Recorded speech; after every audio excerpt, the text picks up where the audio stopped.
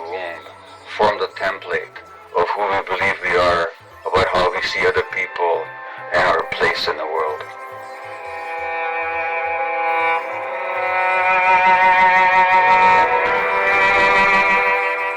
When I see human faces, I see beauty, I see tremendous suffering, and enormous potential for transcendence.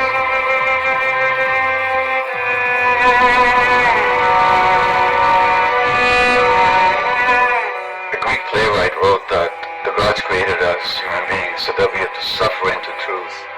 Our job as human beings is to learn from our suffering.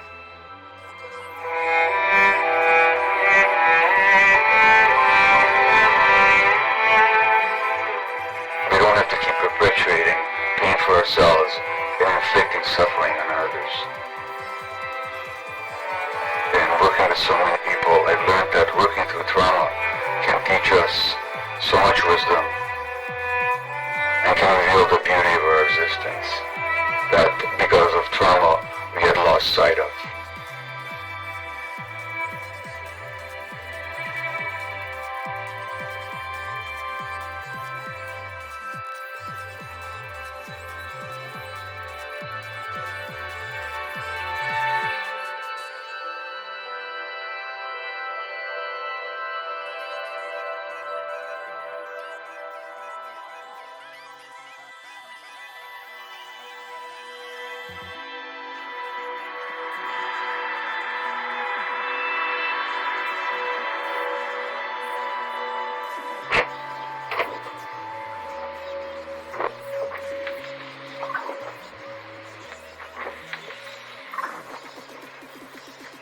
My name is Gabor Mate. I'm a retired medical doctor, and these days I travel the world speaking and teaching about child development, health, illness, stress, and trauma.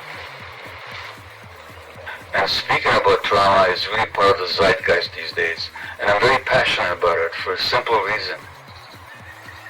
Because in 30 years or more of medical practice and of addiction medicine, what I found was that the common template for virtually all afflictions, mental illness, physical disease, is in fact trauma. And there's a wisdom in trauma. When we realize that our traumatic responses and imprints are not ourselves, and that we can work them through and thus become ourselves.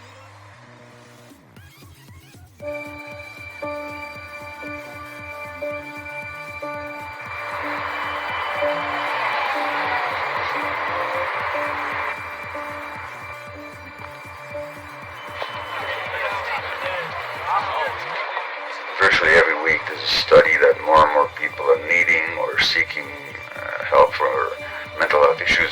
More and more youth are diagnosed with anxiety. Many more kids are diagnosed with the whole plethora of childhood conditions such as ADHD, attention deficit hyperactive disorder. Depression is rising. Youth suicide is rising. Addictions are rising. Genuinely, it's an epidemic.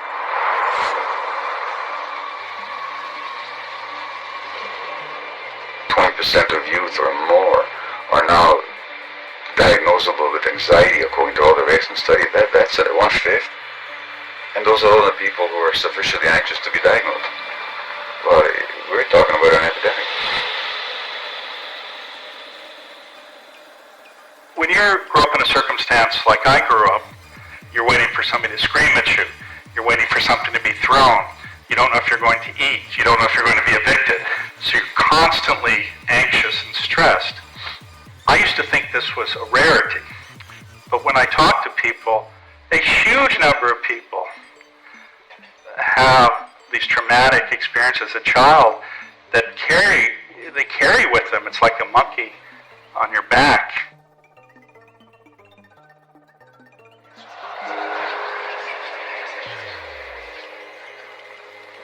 Trauma is an overwhelming threat that you don't know how to deal with. So trauma is not the bad things that happen to you, but what happens inside you as a result of what happens to you.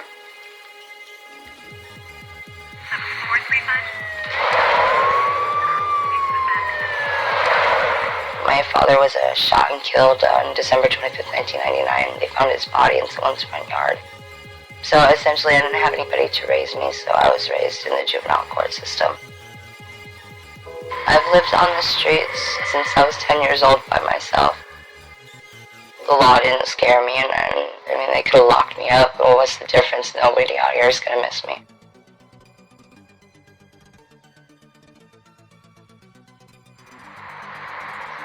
My mother, alcoholic, bad alcoholic. Like my father, sex addiction. His sex addiction ruined our whole family. You know, cheating caused divorce.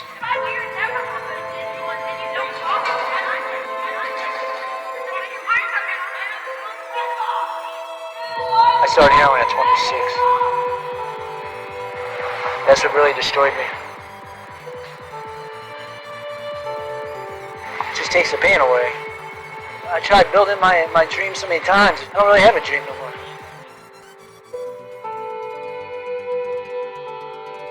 So trauma fundamentally means a disconnection from self. Why do we get disconnected? Because it's too painful to be ourselves. That then becomes a lifelong dynamic. I no longer know how to deal with emotions. It means that in relationships, when I feel a bit hurt, I immediately withdraw, so I don't have to feel those emotions that I don't know what to do with. So there's a disconnect. It also means that when I have gut feelings, I don't follow them. So I create situations of risk for myself. Now, trauma also affects how our brains develop. Certain key brain circuits that have to do with how we react and respond and regulate ourselves, how we handle stress, how we interact with other people, how much empathy and insight that we have, how much compassion we have. These functions of the midfrontal cortex are limited and constricted by trauma because we now know that the brain develops an interaction with the environment. So the brains of traumatized children don't look like the brains of non-traumatized children. You can take it. I've had enough of your crap. You're gonna start acting like a young man instead of a toddler. Samantha says her ass is on punishment right now, and she ain't even gonna go the fuck back outside. What the fuck are you doing, Dad? Wait a minute. No, There's please. no other way for you to learn that. Please stop. During your first 18 years of life, if a parent or other adult in the household often or very often would swear at you, insult you, put you down, or humiliate you, step inside the circle. If a parent or other adult in the household often pushed, grabbed, slapped, or threw something at you, step inside the circle. If a parent or other adult in the household often or very often ever hit you so hard that you had marks or were injured, step inside the circle. If you often felt that no one in your family loved you, step inside the circle. Step inside the circle.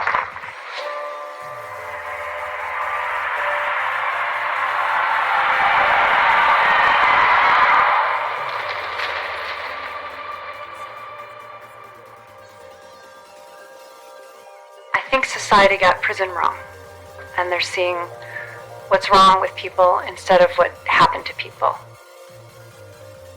Our mission at Compassion Prison Project is to transform communities and prisons with compassionate action. An adverse childhood experience is a terrible event that continues to happen to a child, and there's no way to know when it's going to happen again, which puts the kid into a hypervigilant state. I have 8 of those ACEs, and when I found out I have 8 adverse childhood experiences, and that my behavior was a direct result of the trauma that I experienced in childhood, it changed my life. The men and women in prison, 64% of them have 6 or more of those.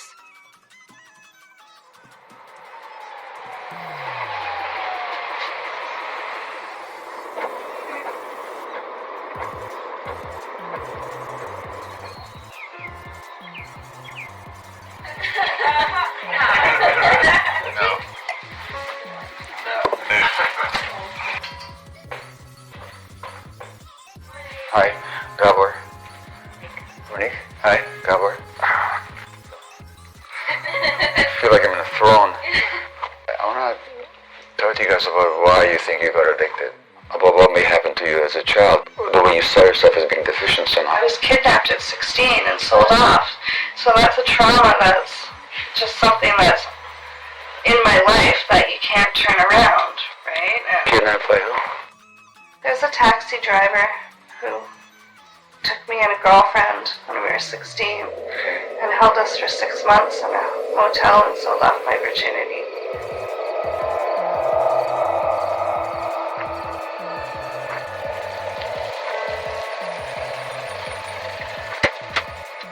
And the police was looking for you all that time, and Well, my mom just thought that I had run away from home, so she didn't look for me. so they didn't know for you. No. I really need your permission to continue or not to continue. It's okay, I give you permission. The taxi driver knew exactly who to kidnap.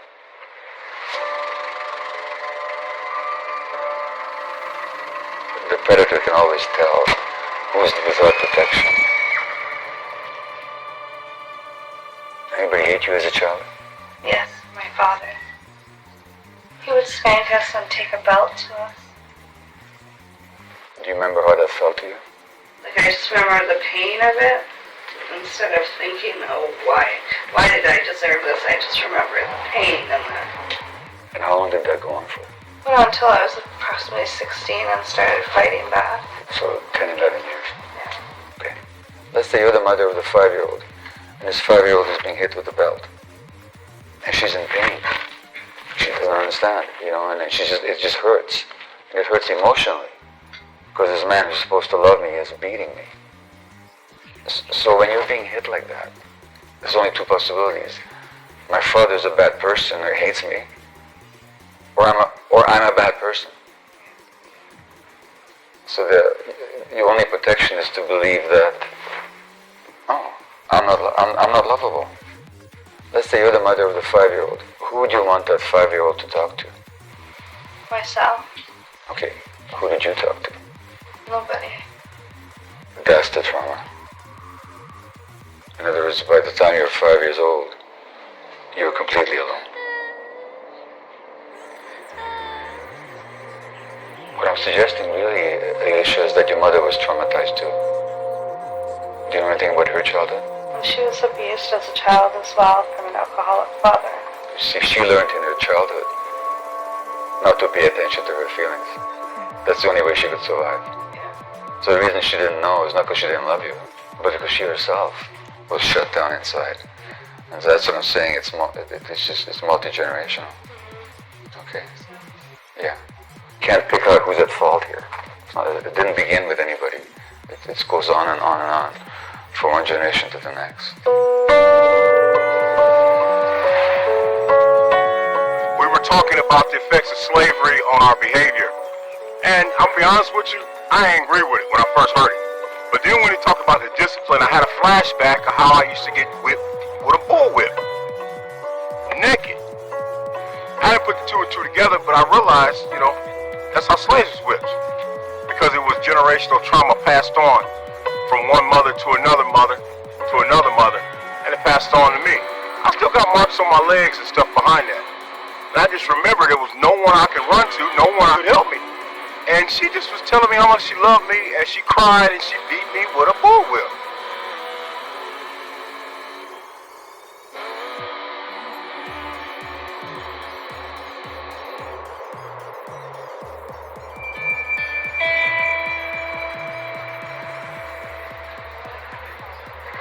He's a best-selling author of 4 books published in 12 languages, sold on 5 continents.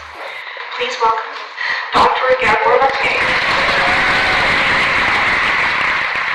I actually wrote my speech out tonight, which I don't usually do, but maybe a nervousness in front of this group of strong women, you know, we all... The truth is that guys are afraid of women. I don't know if you realize that. But that's, a lot of the stuff that we do is totally out of fear. Well, when you felt bad as a kid, who did you speak to? When the pain is there and there's no one to share it with, then the child has very limited resources to deal with with that, and what they do is they disconnect from themselves. When you disconnect from yourself, you no longer have yourself. You've lost yourself. When we talk about trauma, we usually think of something terrible happening to a person. But that's not the only trauma there is. And so the other kind of trauma may not have to do with terrible things happening to you.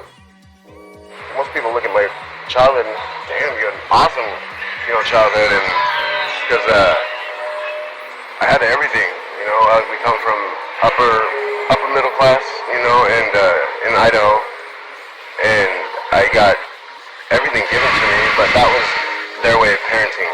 They give me everything, so I'd shut up and work and fucking, because they're always too busy, they're always working. So children don't get traumatized because they get hurt. Children get traumatized because they're alone with the hurt. I'm a lifer inmate. I'm here on a first-degree murder. I committed my crime when I was 20 years old. And I asked myself, what events in my life brought me to the point where I could think that it's okay to take a human life? And it had to do with a lot of adverse childhood experiences. My main one as to why I started going downhill was being abandoned by my father. I looked up to him. I wanted to be just like my dad. He was my hero. But when I turned 8 or 9 years old, he got deported to Mexico. And that devastated me. As a kid, my mom used to tell me, Mio, pray to God that he'll come back. But he never came. A baby that you don't pick up will actually die. Even if you feed them and you change them and look after them. Because they get overwhelmed by their feelings. And they get overstressed. And so the baby needs the mother's and the father's brain to regulate her own brain, to regulate their emotions. It's not just that you're overwhelmed. It's also there's nobody there to hold you. There's a huge school of thought in North America that teaches mothers to help their babies sleep by ignoring their crying. Never mind the mother's milk. The infant just wants to attach, because the only way the infant can attach is physically.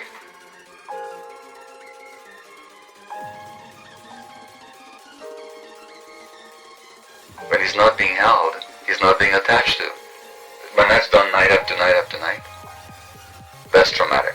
And we're still telling mothers to do that. If you actually look at genuine human needs, if you connect to God and the heart and the soul, then there's nothing more normal than a child sleeping in the arms of the parent.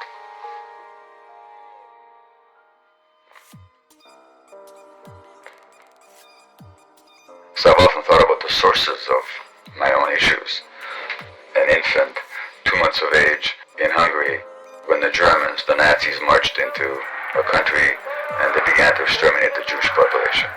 So that was my first year of life, with a terrorized mother, grandparents killed in Auschwitz, a father away in forced labor, anti-Semitism, the ever-nearing shadow of annihilation, and ultimately a separation from my mother. I was a little short of 1 year old when my mother had to hand me to a stranger in the ghetto of Budapest and sent me away to some relatives in hiding, so we didn't see each other for 6 weeks. And she didn't know if she would live or not. In her diary, she said that this was the hardest 6 weeks of her life. That was the experience of the first nearly year and a half of my life. And sometimes I thought, well, gee, I must have received a lot of love at the same time, otherwise I'd be a lot more crazy than I actually am. For trauma to happen, you don't need Second World War, and you don't need racism, and you don't need genocide, and you don't need the privations of war. You just need parents who are so alienated from their own gut feelings that they will let their infants cry without picking them up, and that child is desperate for a relationship. That's all it takes.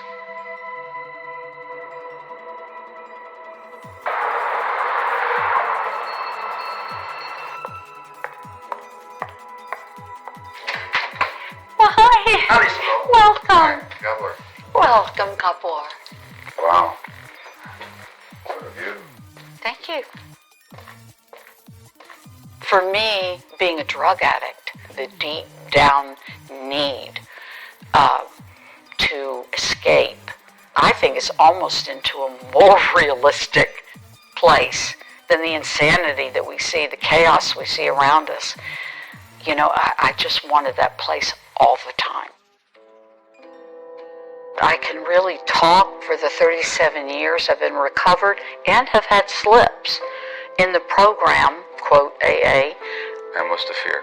Well, the fear is I'll be abandoned. You know, it's back with the Homo sapiens. I'll be thrown out of the cave. What is your fear of being abandoned? Well, naturally that I'll die unless I do all of this stuff for other people. When you do all this stuff for other people, what are you doing to yourself? I'm abandoning me. Yeah.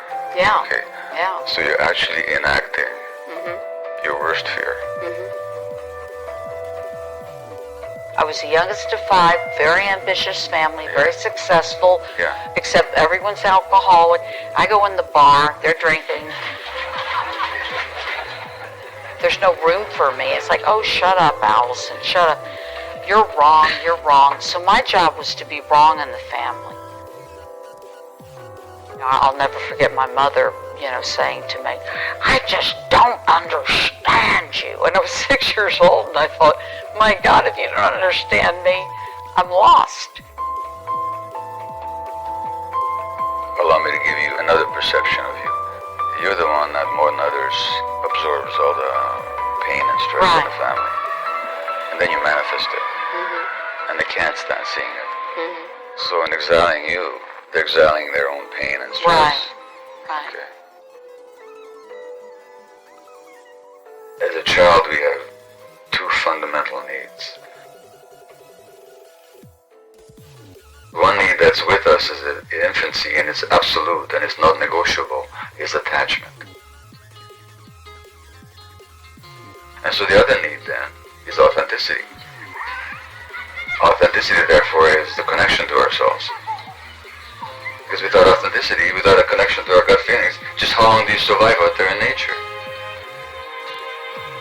So authenticity is not some new age, pseudo-spiritual concept. It's actually a survival necessity.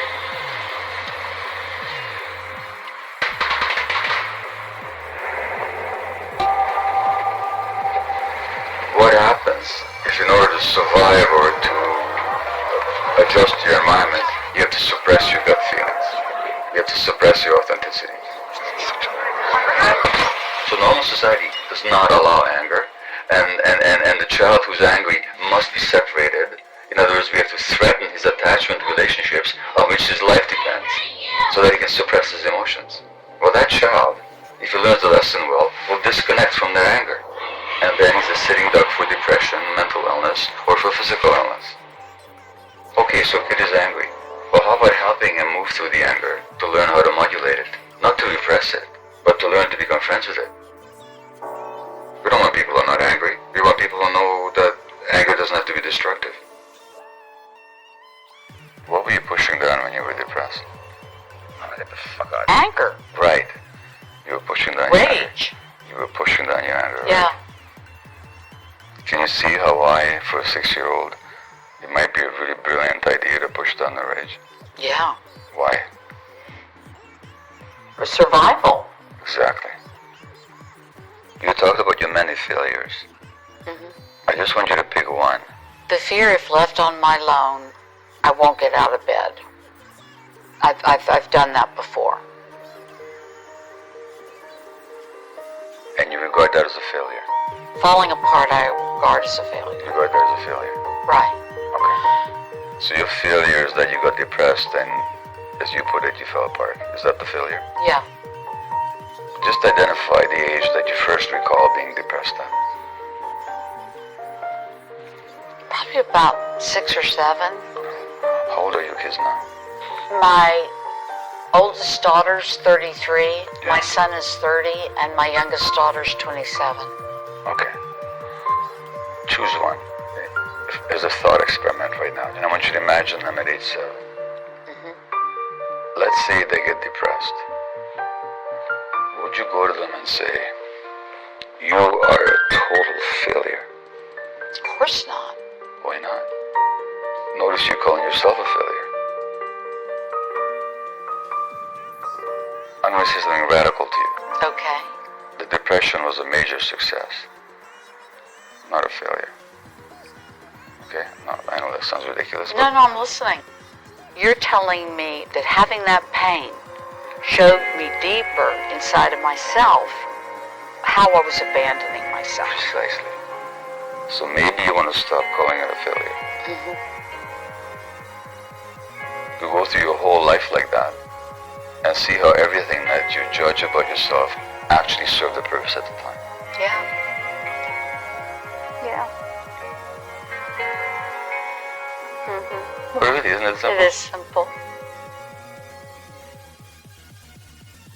Well, Matty, thanks very much for coming on Under the Skin. The reason I'm so excited to talk to you, the reason that I believe you're having such an important cultural impact is because of your rare compassion and insight into the world of addiction. When it was heroin, I would reflect after I'd used and just go, right, this isn't for me, this has got to stop, this is not a sustainable system. You think you'd never need it anymore because you feel complete. And then comes the remorse of what have I done? And then you think, I don't need to do this again. And then by the time I'm home, I'm running back to the store again to get the next thing that I didn't buy. In the life of every person who's ever been addicted and ever will be addicted, there's always trauma. And addiction is any behavior that a person finds relief in the short term and craves, but suffers negative consequences and cannot give it up. That's what an addiction is. Could be drugs, obviously, alcohol, nicotine. Could also be sex, could be gambling, could be shopping, could be eating, could be pornography, could be the internet, could be gaming, could be work, could be relationships. That's what an addiction is.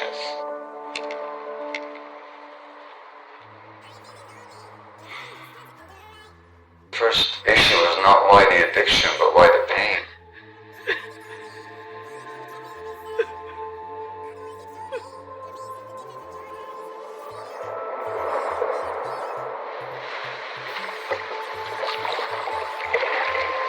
In our society, there are two myths around addiction.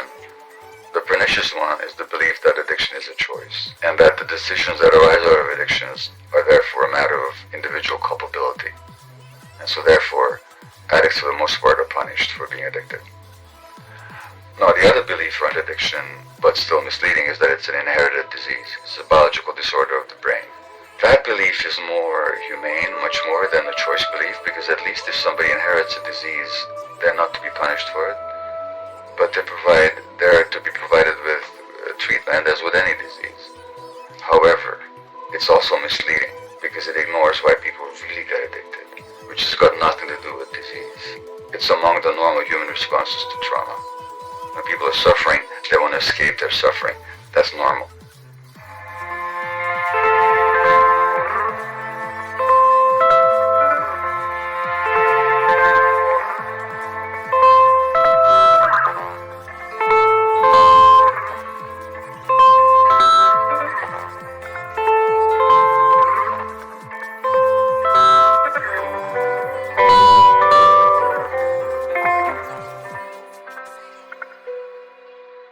My name is Jutapo Sheep. I'm 43 years old.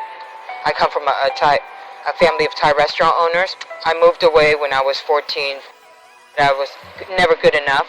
I mean, I think if I had parents who didn't really care and was lenient, I don't think I would have really got right into it and really got addicted. I might have just, tried it once or twice. But I think the pressure was on from the upbringing and having to feel like I had to achieve and be the best at what I did. An A student.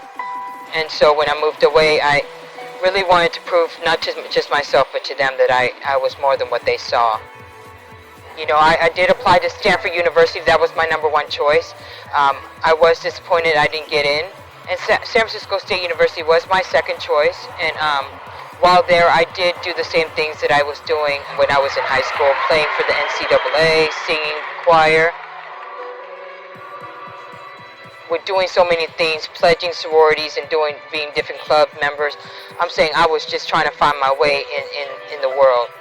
And then I started to work at the nightclubs here. And so I think that's when I really evolved, because I wanted to do everything. I wanted to go to school, wanted to work, but I needed to do homework as well. So the pressure was on then. So then it got into heavier drugs, so I needed the meth to stay up. I think our society just doesn't understand addiction. Without the addiction, they felt incomplete. They felt this huge emptiness inside. And so the addiction was to complete themselves and to somehow temporarily cover up the emptiness. Why the finger pointing? Why the judgments on a particular group of people who are addicted who happen to use substances? My first job that I ever had as a physician in Vancouver after I did my internship was actually in the downtown east side of Vancouver. It's North America's most concentrated and most dramatic area of drug use, where there's more people injecting and ingesting and inhaling all kinds of substances than anywhere else on the planet.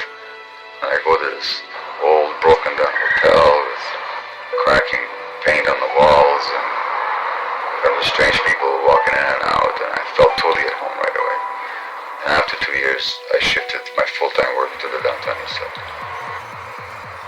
Well, so I worked there for 12 years. And they all suffered tremendous torment as children, which also meant that their addictions were extreme. They were quite willing to sacrifice love, life, relationship, health, just for the next hit. They were that desperate to escape from reality, because reality had been so cruel to them.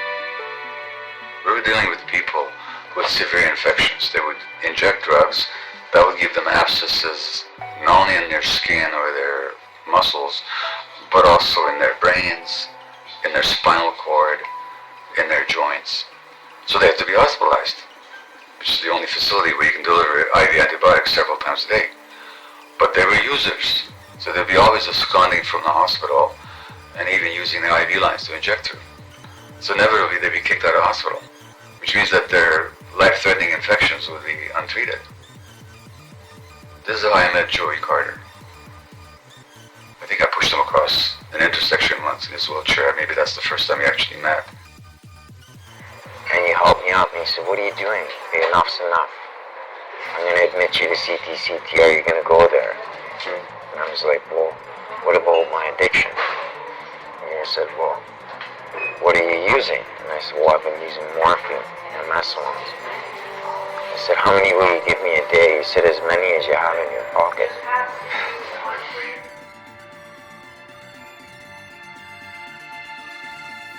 By meeting people where they're at and treating them like human beings and not trying to change them actually opens up the possibility of transformation for them. And Joey's a prime example. They had come in like every 4 hours to give me my morphine, and I wasn't eating it. I was saving it, right? And I woke up and there was like morphine all over the bed, and I thought I was in heaven. I do recall your poetry, and you were a very avid writer. Yeah. You shared some of that with me. Is there one that that you can recite now? Yep.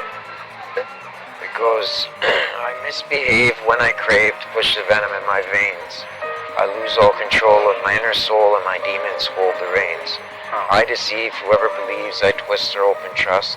With nefarious precision and tunnel vision, I pursue the venom with lust. With the desire so strong, I forget all bonds, hurting the ones I adore.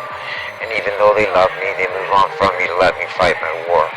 Uncontrollable, I'm inconsolable, slowly I'm dying inside. A glutton of such, I've used too much, now there's no life in my eyes."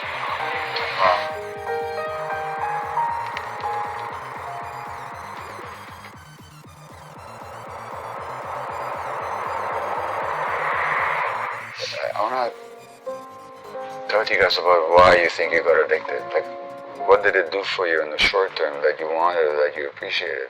The one thing that I learned was gratification through sex.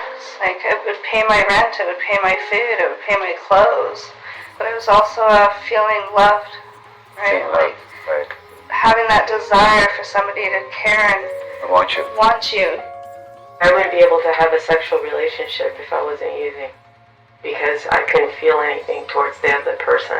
So it made you feel more alive? Yeah, it made me feel more in tune. Yeah. Yeah, like that's what, and I used it to have feelings. I didn't feel pretty, I didn't feel like, and as soon as I would do a little bit of drugs, then my self-esteem would instantly go up.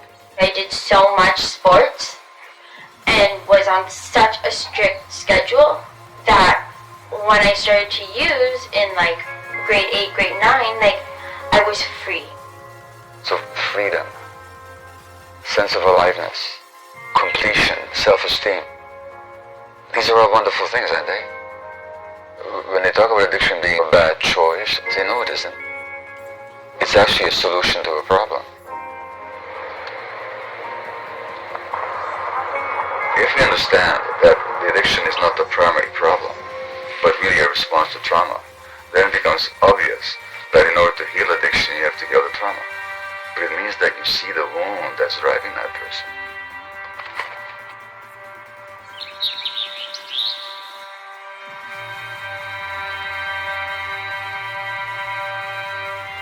Underneath that traumatized persona, there's the healthy individual who has never found expression in this life because they were never given the venue for expression, never given the relationships in which their authentic humanity could be expressed.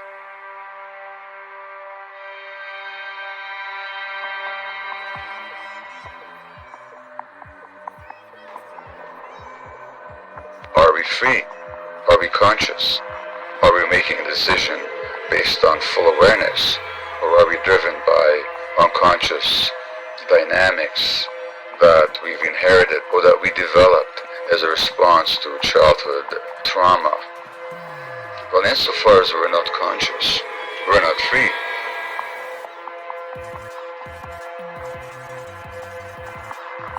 We have then a social structure that induces trauma in a lot of people, therefore it induces escapist, addictive behaviors in a lot of people, and those inner trends line up with how society looks like on the outside, so therefore all this looks perfectly normal and perfectly natural.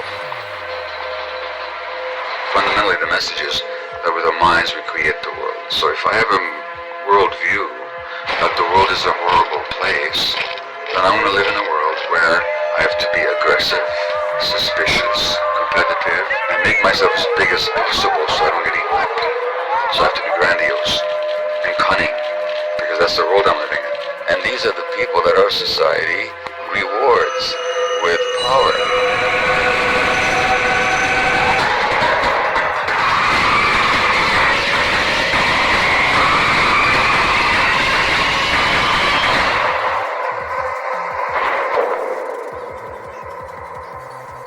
Think that the inability of these individuals to manifest real change is a demonstration that what we have are deeply entrenched and traumatized systems that are predicated on unconscious choices, unconscious drives, and that the system will not alter itself from within itself, but will sustain itself, and it's only sort of new radical ideas that can alter it. That's exactly what I'm saying. Large segments of the economy survive because people buy things that give them temporary pleasure but do them no good whatsoever in the long term. In fact, they're even harmful. I mean, we're going so far as to destroy the earth because of our addictions.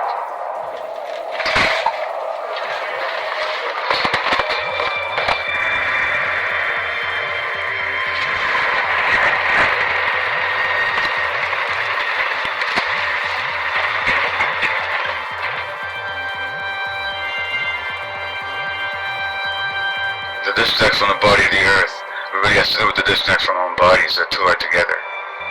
And the exploitation of the earth as if it was something separate from us has a lot to do with patriarchal domination. I mean, we talk about Mother Earth. Look what we're doing to Mother. It's a mother hatred almost.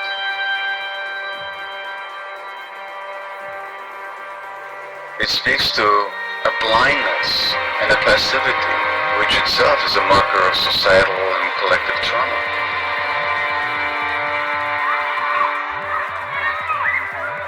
Our schools are full of kids with learning difficulties, mental health issues that are trauma-based. But the average teacher never gets a single lecture on trauma. They're fundamentally working with an essential lack of information. I should barely mention the criminal justice system has no understanding or even acquaintance with the concept of trauma. In fact, they often create policies that further deepen people's trauma. That these institutions need to be informed of what trauma is and how to respond to it. I've been up between custodies of different states and counties since 18. I struggled with addiction, and they were sending me to these places to get the help that you needed. I had nothing but the authorities telling me it was my fault, because you're choosing this, and I can't help choosing it, but you're supposed to trust and believe in these people. California industrialized prisons. Trauma doesn't know a color. Trauma doesn't know an age. Trauma doesn't know a tax bracket. Trauma doesn't know any of these things. Anybody can be traumatized, anybody. Symptoms of trauma: nightmares and night terrors, inability to love, addictive behavior, insomnia, depression, shame. That's not who you are, but it's a symptom of being traumatized. And we're here to heal each other. We heal in community. When I do these circles with anybody, when they see the extent of childhood trauma in themselves, but also in the people around them, it's a shift. It takes the othering out. It actually brings a human in. And that, as a society, is one of the imperatives that we need to get to. We got to start seeing each other for what happened to us and not what's wrong with us.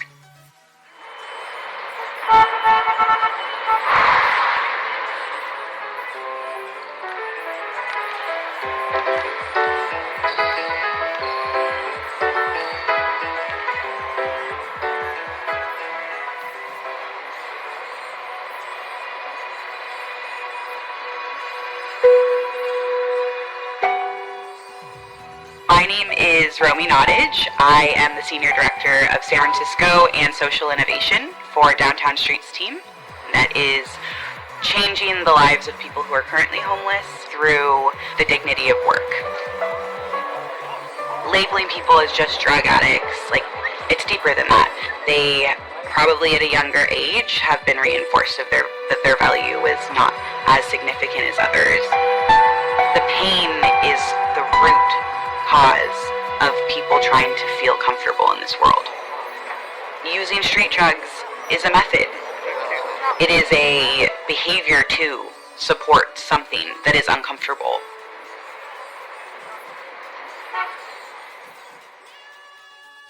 I was homeless for about 15 years. It is the survival of the fittest. I had 3 kids on the street while homeless, walking around no shoes, selling drugs, doing drugs, hoping they would miscarry. All the babies came out with everything: meth, crystal, cocaine, everything you could think of. I did utilize those 3 moments in time where I had those babies to just rest up in a nice place and eat a hot meal. Just basically took a shower those 3 times because while I was homeless, most of us don't shower, maybe once a year if that. But I was lucky. I had the same foster mom. All 3 boys, Albert, Judson, and James, are all thriving. They're very healthy. I did fight for them. Don't get me wrong. I did try to fight for them, but I wasn't ready to give up the drug life. It was fall, so it was the rainy season. I just remember that constant worry about where was I going to go then?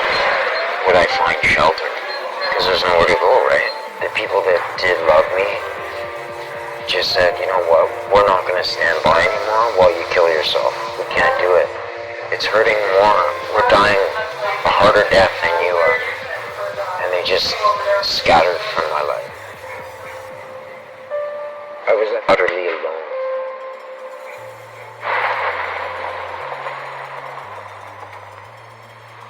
I've been in the city on the streets now for 4 years. Went to college on my GI Bill. I was in the Army for a total of 11 years. Then I got diagnosed with non-Hodgkin's lymphoma, and I retired. My PTSD comes from experiences with trying to beat this monkey on my back, you know. I've had the beautiful home and vehicles and wife and kids and thrown it all away for drugs. So when you pass by someone homeless on the street, that is such a painful world to live in. And a very important thing to do is acknowledge them and not pretending or literally thinking that no one's sitting right there. How are you doing? Hanging in there? Had a rough sleep last night? You stay in the TL? I do. Yeah. Cool. How long have you been here? I moved here from Atlanta February the 7th. The number one thing that people who are experiencing homelessness suffer from is feeling looked down on. It's like people just passing by them, not acknowledging their experience. That forms an identity that is internalized. Their sense of self has been attacked. Their dignity has been completely reinforced as non-existent every single day. Humanization of homelessness is where we need to start, because we're working with people, we're working with nervous systems, we are working with deflated and traumatized senses of self. To be honest, if I lived in that world, I would want to use too. It'd get me out of it. It'd make me feel not like that for a minute.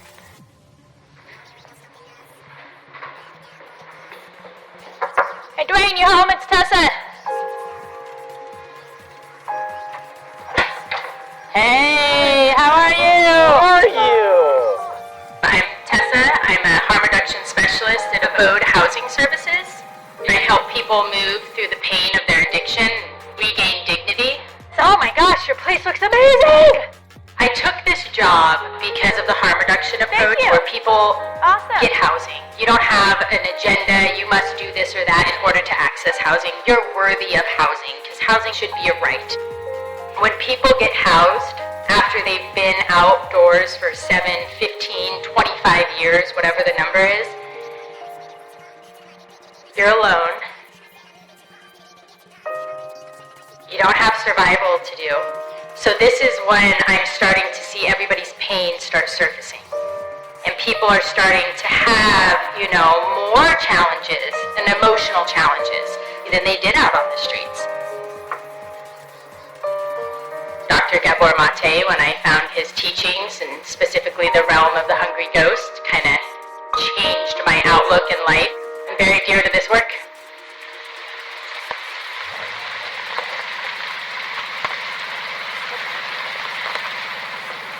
I'm Gabor's wife, and I have been for close to 50 years.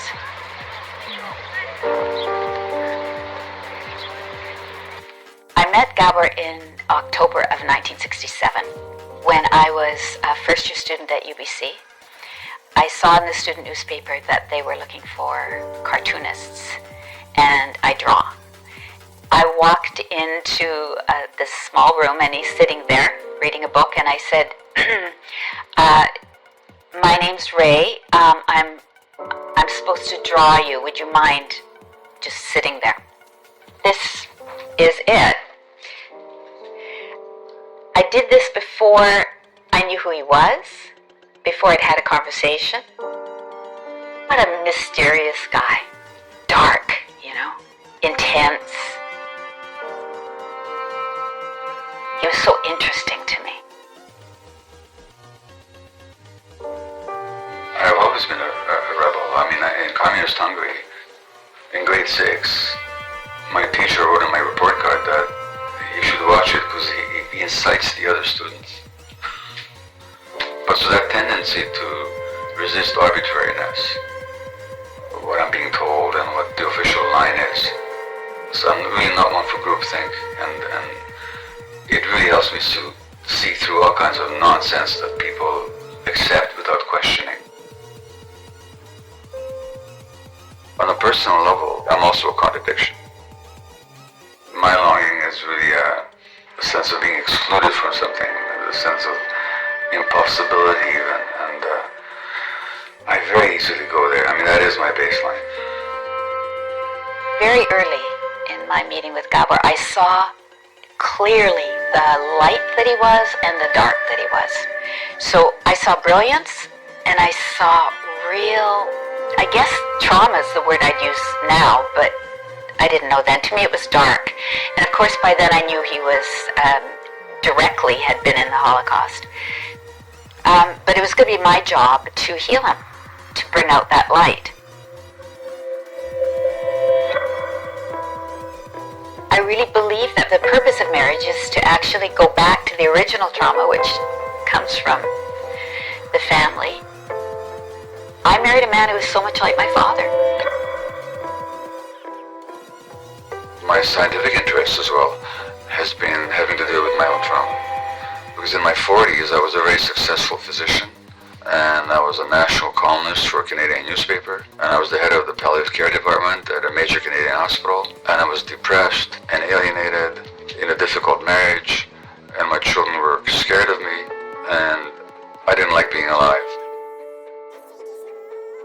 Well, there's just nothing more frustrating to be in a situation to see him out there doing this amazing work, just the healing and the wisdom and the support, and then come home and be completely exhausted, irritable, and then I get the negativity.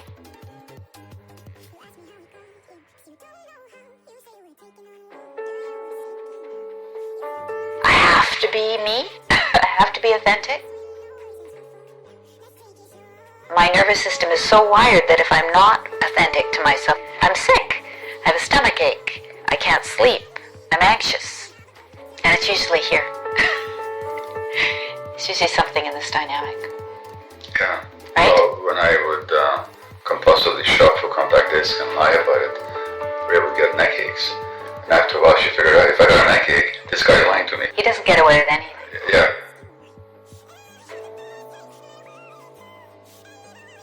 How are you, Gabor Mate, not processing your trauma? How am I not processing it? Yeah, because like if you're not doing it, that's like Steve Jobs going, I couldn't get my phone to work.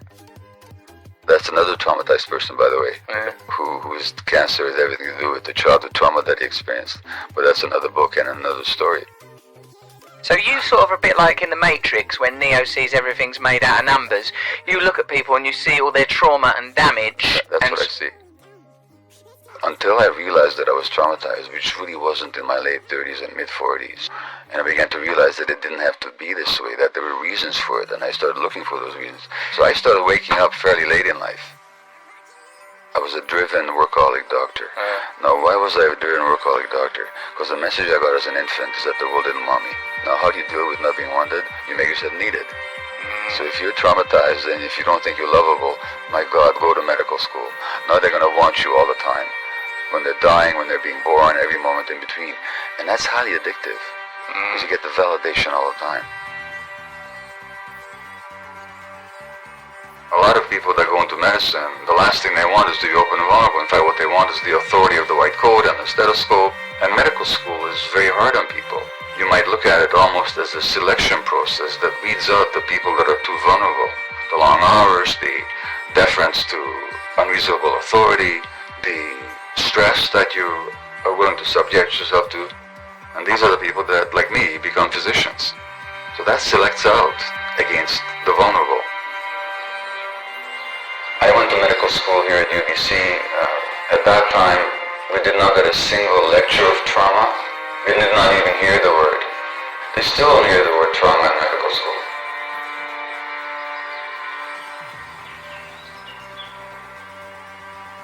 So I've looked at the whole range of human experience from birth to death, because I've worked in obstetrics and I've worked in palliative care and everything else in between.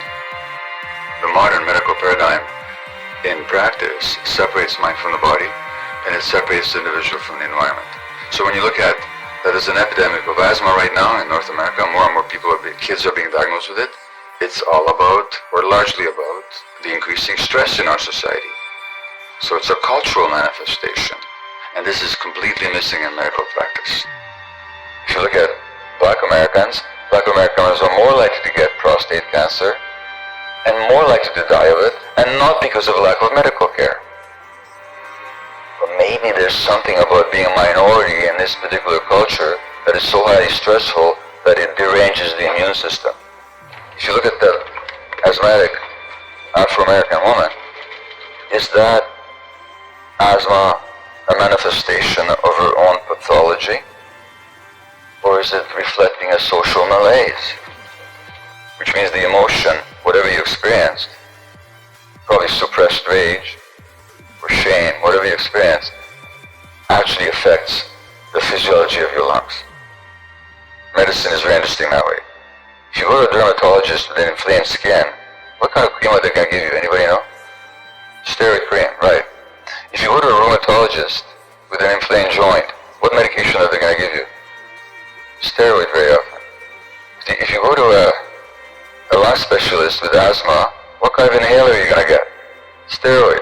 If you go to a gastroenterologist with inflamed intestines, what kind of medication are you get? Steroids. Now, what are steroids? They're copies of cortisol. What is cortisol? It's a stress hormone. We're treating everything with stress hormones. Maybe it should occur to us that stress has something to do with the onset of these conditions.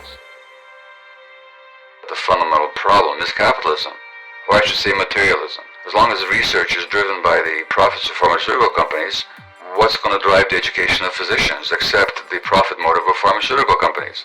I mean, just obvious. People have to be seen as automatons, as beings without really emotional needs or spiritual needs. As globalization and globalized materialism spreads throughout the world, so is autoimmune disease spreading throughout the world in societies that hardly even knew them before. Diseases, whether mental or physical, are normal responses to abnormal circumstances. And that what we consider normal in this society is often actually insane. In the most health-obsessed human society ever, all is not well. In the US, the richest society in history, fully half of the citizens have a chronic disorder such as high blood pressure or diabetes. Illness is when part of an organism starts working against the overall benefit of the organism. So that, say, in an autoimmune disease, the immune system attacks the host organism. So a system that was designed by nature to protect you now turns against you. Cell division, which is meant to be, coordination with the needs of the entire organism, gets out of hand, and now you've got cancer.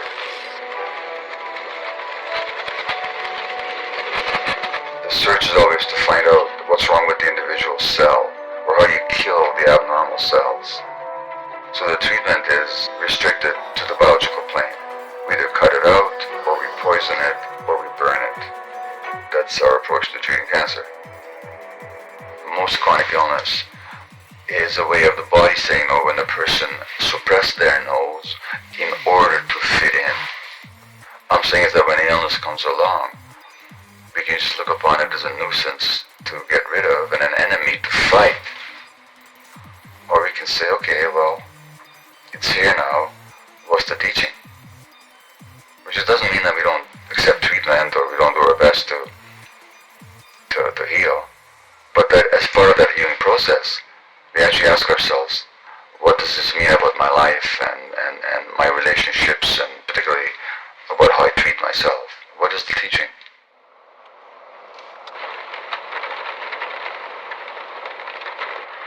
My name is Tim. I'm 51 years old. I was given a diagnosis of prostate cancer about a year and a half ago. We actually had a full radical prostatectomy.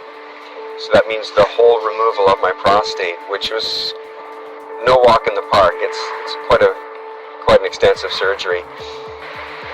In October, they did a bone scan and found that there was multiple areas in my spine, ribs, and some pelvis that the cancer had metastasized to, which was devastating to me at the time. There was no need for me to have the operation. If someone has prostate cancer and they have their prostate removed, but the cancer's still in their body, then the surgery hasn't done any good.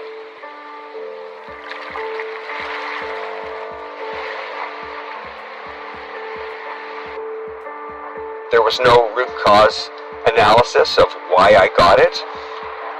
What I soon discovered was that everything was a Band-Aid. The average general practitioner under the insurance programs gets to see a person for 6 minutes, and a psychiatrist gets to see them for 10 minutes. What can you do in 10 minutes? You can adjust medications. And the average psychiatrist today is not trained in psychotherapy.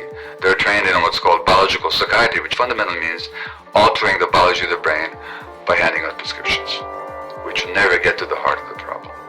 So while I'm not dogmatically opposed to medications, on the contrary, I acknowledge their value in my own life, they are not the answer. And at the very best, they should be only as a stopgap measure until we get to work on the real issues. Why this disease? Why in this person? And why now? Unless I answer those questions, unless I ask those questions, we can't talk about wholeness. We can't talk about healing in the deepest sense.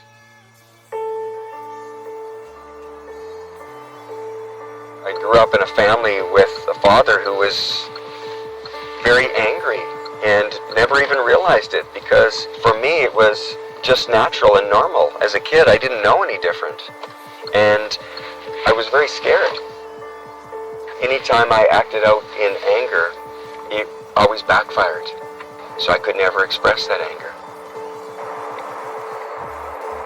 So I decided to go more on a healing journey myself and try to find out what could I do myself to be able to maybe cure this thing, or at least live longer, feel better, and address it at many different levels. So I turned to ayahuasca mainly because of the anxiety and realizing, like, what's a deeper spiritual reason that I got this diagnosis? Why did I get this cancer? I got more out of ayahuasca in one journey than I probably did in 5 years of psychoanalysis.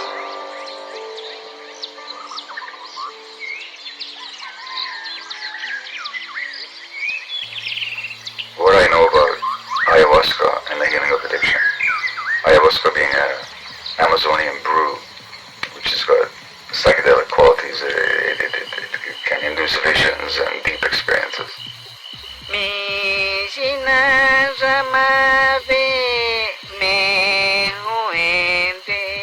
So there was a ceremony here led by a Peruvian shaman, and within half an hour of having ingested the brew, it felt very much real, it felt very much like me, but it was new. Because I experienced a state of such deep love and gratitude, such as I had not recalled experiencing before. And I saw that all my own addictive behaviors were driven precisely because I hadn't been able to experience that kind of love and that kind of gratitude. That from that state, there's no need to look for anything else outside of yourself. And I also learned very shortly that the ayahuasca has the power to teach people about their trauma, to actually show them what happened to them. All of a sudden, oh yes, this is what happened. This is how I decided that life is unbearable. This is how I decided that I wasn't lovable. This is how I decided that I had to soothe myself from the outside because there was no peace inside. And immediately I said, I'm going to work with this. And once you start working with one psychedelic, then you become aware that there's a whole world out there, and there's a whole resurgence now in the healing powers of psychedelic modalities, and so there are other substances. The deep therapeutic potential of psychedelics resides in the fact that they get the conditioned mind out of the way. So people have access to two aspects of reality that they're usually not in touch with. One is the deep trauma and pain that they're carrying that they can actually look at now. And in the appropriate, compassionate, safe context, they can experience these troubled emotions and mind states without having to be driven into insanity or having to escape. If you're going to use psychedelics, it has to be combined with very adept therapy at the same time. So in my work with him tomorrow, we'll be using one of these modalities to see if he can be guided deep into himself, so that some answers may emerge for the existential and life issues that he's facing.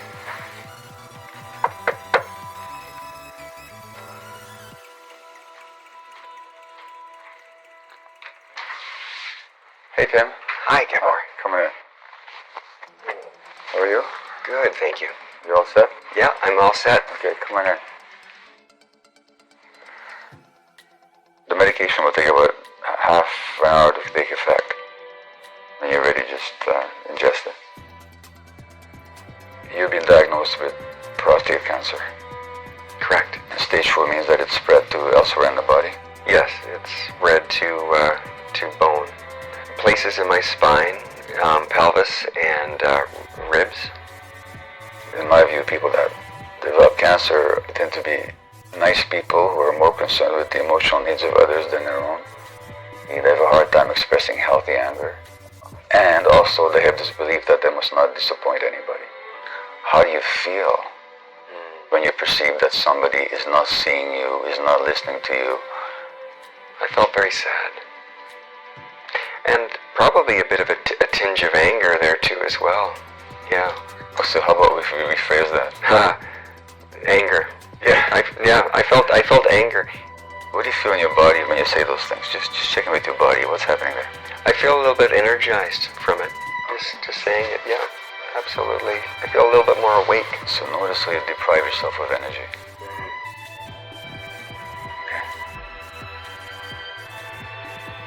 That makes me just really sad just thinking about that.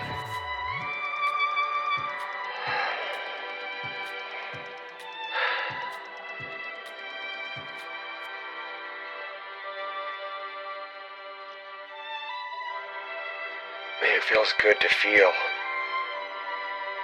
And underneath that, I just feeling this frustration. Fuck, it's too much energy I've been holding on to contain that. I feel like I'm pissed off. I have to keep fucking focusing on all this shit, working on myself.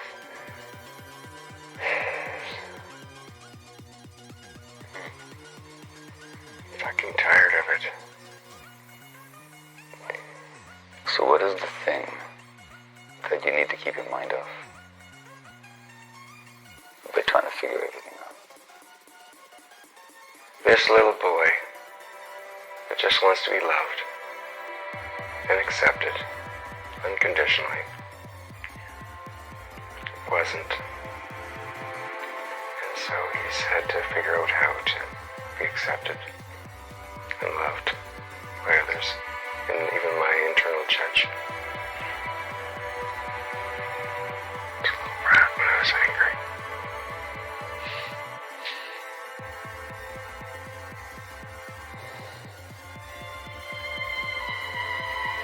You can stop all this work. You can just actually just be here and with whatever there is.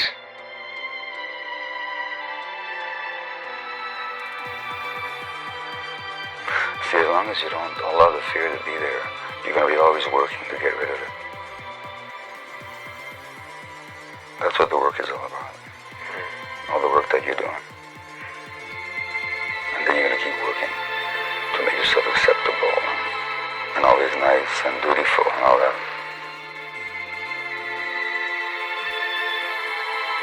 Or you could say, okay, the fear's there. I'll let it be there. I'm big enough to. There's enough space here for it to be a part of me. It just seems too easy. Yeah, it's got to be a lot more complicated than that.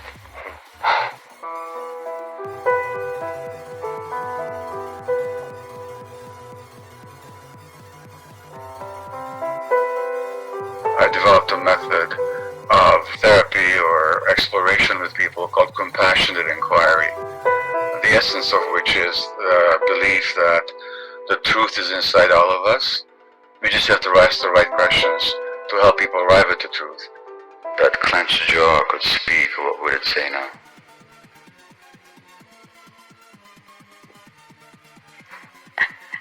I don't want this anymore. is the this that you don't want? That's what I don't know. Look, if we didn't shut our mouth like this, what is it that wants to come out that we're not letting out?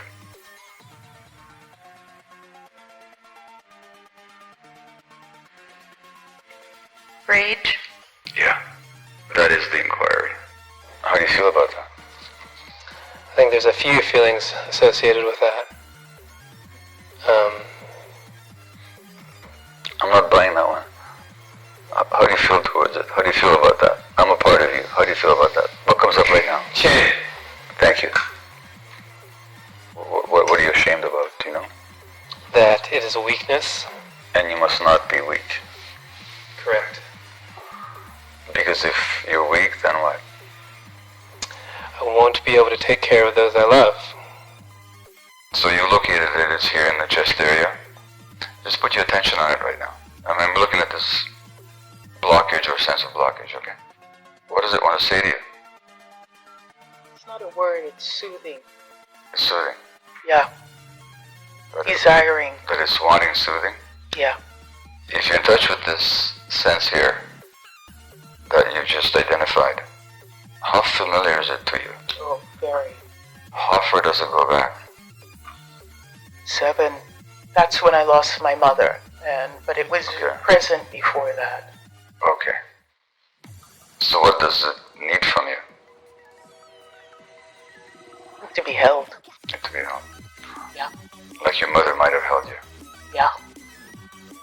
So when it arises, my advice is don't try and figure out how better to do your work, or how better to be present, or any of that, or how will I fulfill my calling. Your calling is really clear.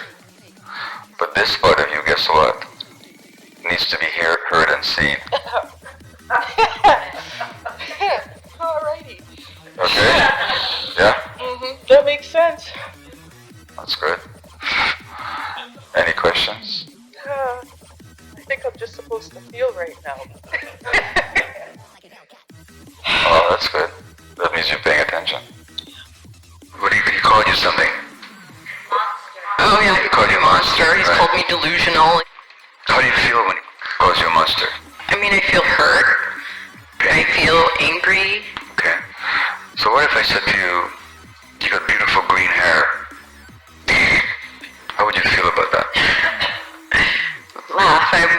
Why would you laugh? Why would you laugh? Because I know my hair's not green. Uh-huh. What if I said you were a monster?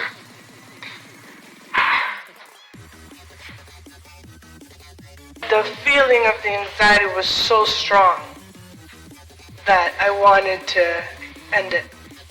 Anything familiar about any of that? Are you trying to go back to childhood trauma?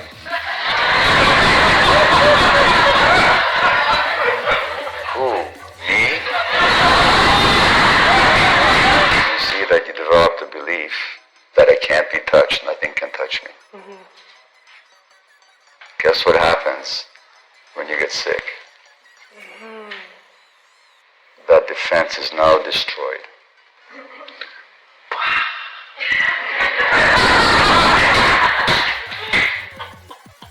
Wow.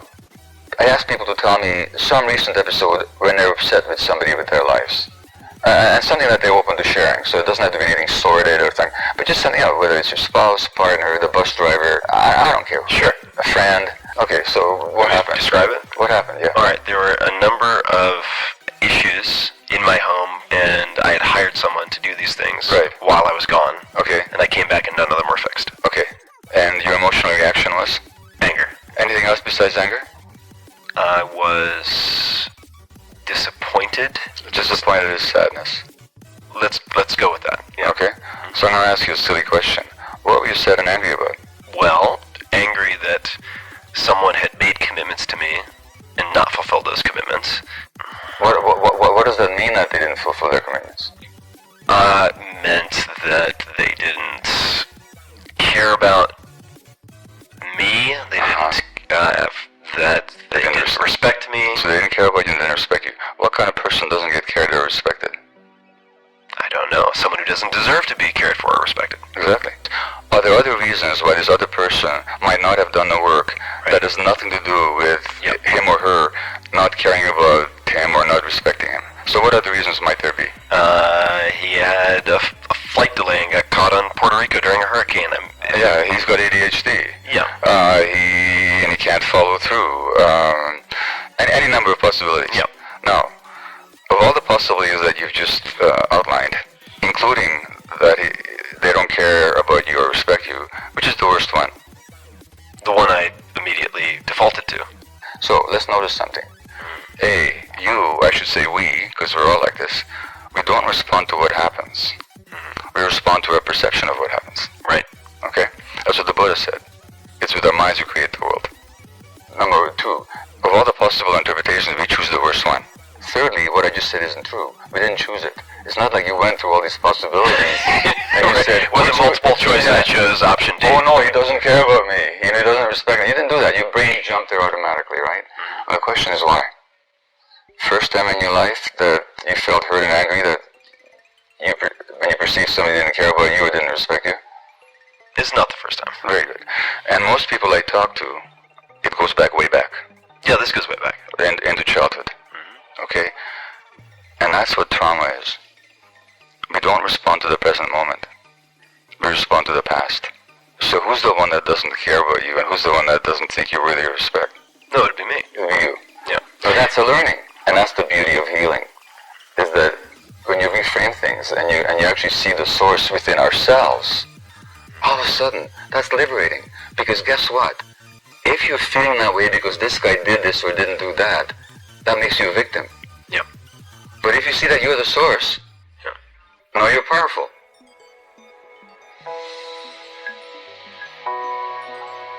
Can we have a vision of society that incorporates the achievements of modern civilization while at the same time still honors the essence of human nature? I think the answer is yes. I know the answer is yes. Not that I expect to see it in my lifetime.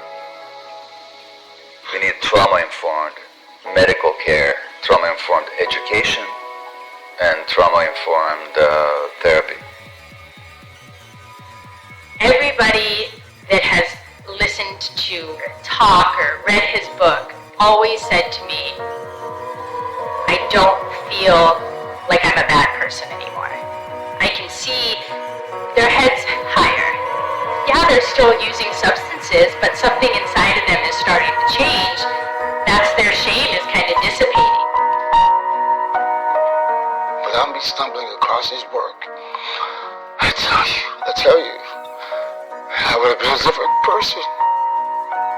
Childhood trauma is key because once you understand that, you know you were a child and you didn't have help, and if it's about love, then why are we locking them up? Underneath that traumatized persona, there's the healthy individual who has never found expression in this life. And if you see that you're trauma-informed. It's not a question of healing the trauma or of ever getting rid of the memory of what happened, but to help that person expand so that there's space for all those emotions. Dr. Mate, he allowed me to feel that what I was seeing was a humanistic crisis. It was a human not being identified in the light in which they deserve to be. We as caretakers in this world need to see the human in front of us, not the problem. Do we still have each other's numbers? Yeah. Call me. Yeah. Okay. All right, good to see you. Good to see you. All right. Good to see you. How have you been? It cannot be a general construct of this is how we're dealing with people who are homeless. This is how we are dealing with people who are addicted to drugs. No, this is how we deal with Sarah. This is how we deal with Jose. This is how we are in relationship to each and every person experiencing trauma within their lives. That is what has been the essence to his teaching for me. Hi, who's this? Hi, Fang. How are you doing? Fang, are you his little companion? When we start the journey of being compassionate with ourselves, not only does it change ourselves, it changes our communities and our society. Today, I'm still healing. I'm still healing from my abandonment issues. I'm a lifer inmate. Being here today, witnessing all you guys' traumatic experiences gives me motivation, gives me inspiration to continue on the path that I'm currently on. Every human being has a true, genuine, authentic self. And that true, genuine, authentic self can never be destroyed.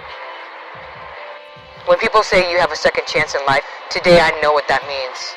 So I performed for the first time singing after not singing in 20 years. So I performed in front of 400 people, and that was a dream come true. And I was able to reunite with my mother.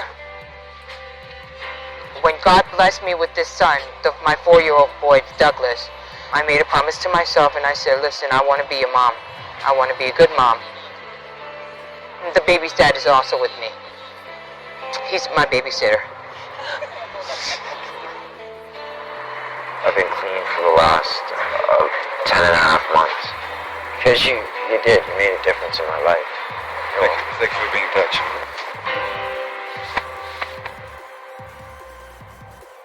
Through the mist and the pain, I've learned to maintain. There is no shame. There is no shame.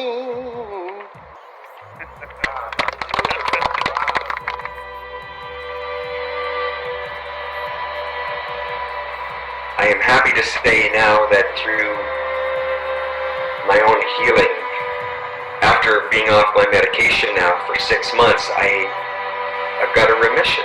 The cancer is just not growing. This is the first time in 4 years where this has happened, so this is just absolutely amazing. It's been spiritual work for us both, and I've grown up in the relationship. I've healed in the relationship. I'm still healing in the relationship. To me, this is an incredible love story. It's really inspiring how he's changed. So as we've gotten older, somehow we've gotten freer and younger. We just get closer and closer. It gets better and better.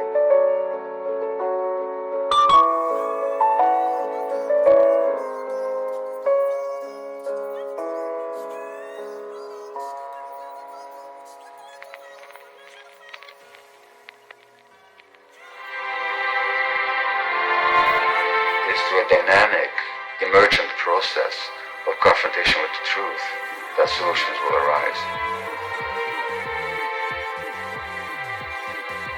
Trauma involves a lifelong pushing down a tremendous expenditure of energy into not feeling the pain.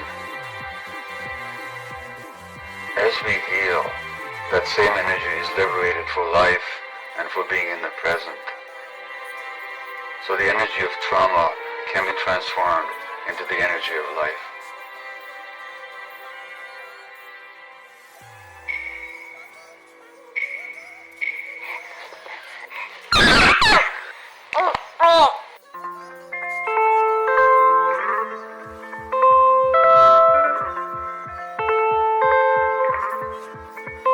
You can see it in the car, it's playing on the radio, it's written in the stars and living in me.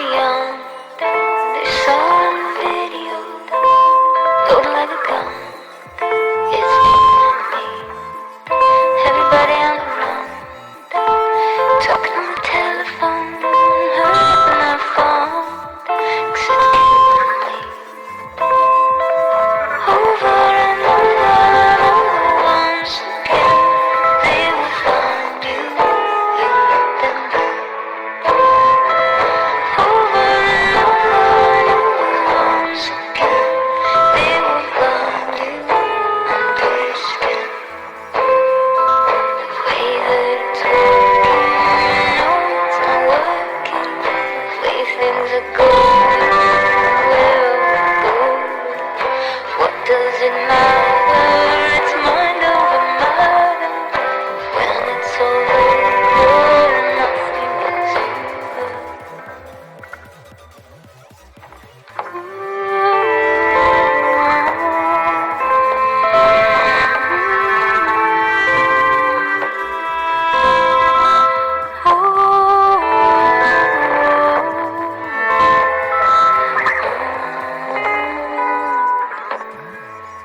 It's a terror in disguise. It's hidden in the media. It's a hammer in your eyes. It's feeding on me. Everybody with a light coming from a satellite. I'm walking on a wire.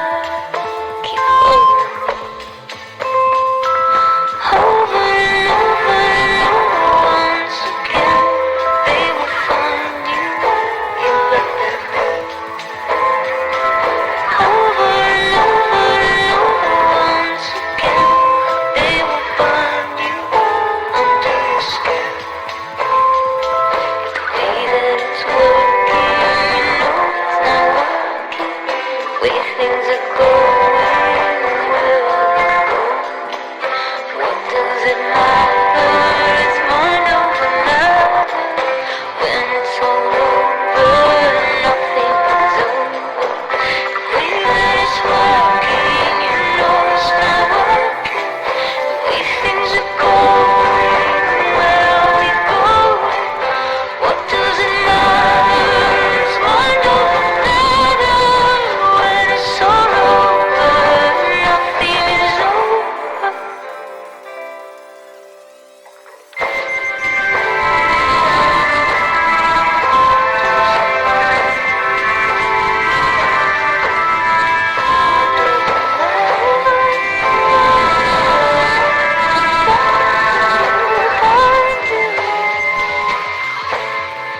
Mind over matter.